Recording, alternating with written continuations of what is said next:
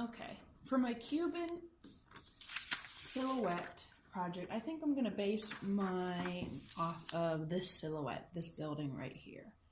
And I'm going to be working on the sky right now, and later on I'll show you how to do the silhouette with black paper. So for the sky, I was thinking I would start from light and go dark outward, and I'm going to use warm colors, almost like a sunset or sunrise, where the lightest part is going to be the sun. So I'm going to start with a yellow. These are watercolor pencils, so what we're going to be using are these, and just a cup of water and a brush. So I'm going to lay my colors out from light to dark just to make it easier. I'm going to have my yellow, orange, I added pink in there, and red. So the key with watercolor pencils is to make sure that, just like with painting, that you have nice and neat brush strokes, in this case lines going in one direction back and forth. Then I'm going to have my sun start here over to the side because I don't like to have my things centered. So it's almost going to look like a firework, if you will. So I'm starting outward.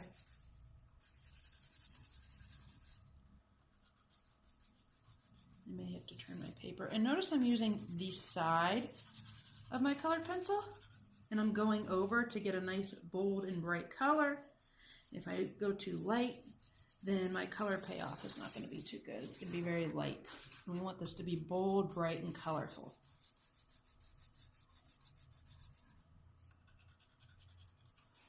I'm leaving the center white. I might make that lighter later on, maybe with a mix of white and yellow. All right.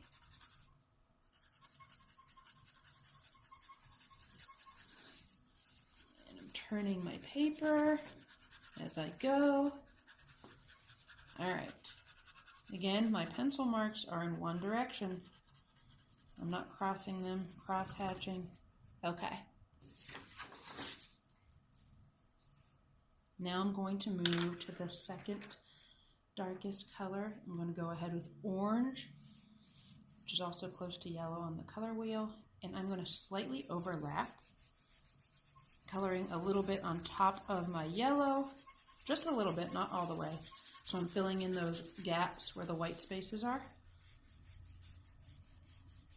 Now you could do this with warm colors, you could do this with cool colors, you could start from light blue to dark blue going into indigo and violet.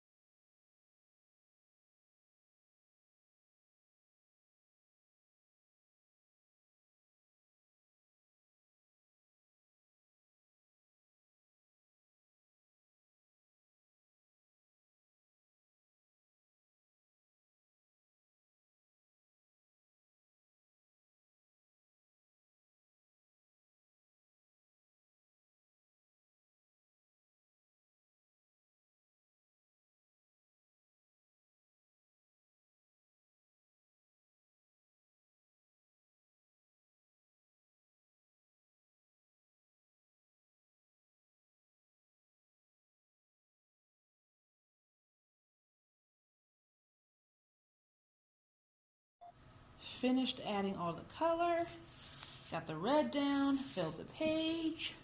It even looks nice just like this, but we're going to go ahead and smooth this out a little bit. So I got my water cup, a little bit of water in it, and my brush.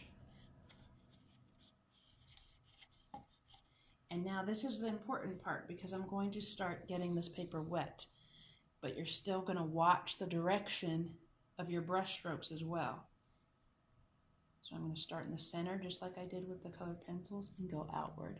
I don't know if you can see the change on camera, but the colors are becoming more vibrant and bright. But you can still see my pencil lines, which is important, why I told you to color nice and neatly. I'm leaving the center alone just for now, and I'm going in one direction. I'm not going back and forth or across. That will blend the colors together, and we want that nice separation.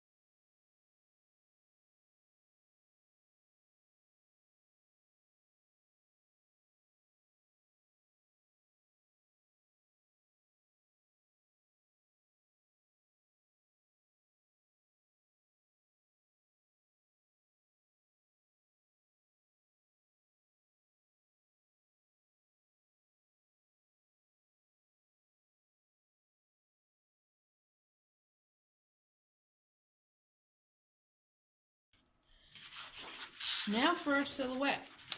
All we're going to need is a black sheet of paper.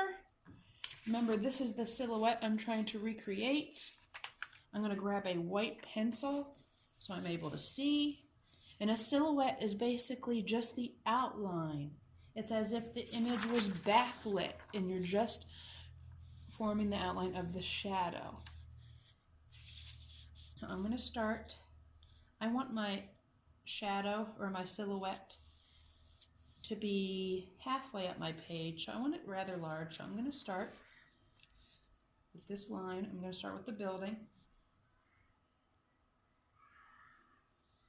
I'm going to do it in white pencil so you could see the lines, but if you'd like to do it in regular pencil so you can erase, that's fine too.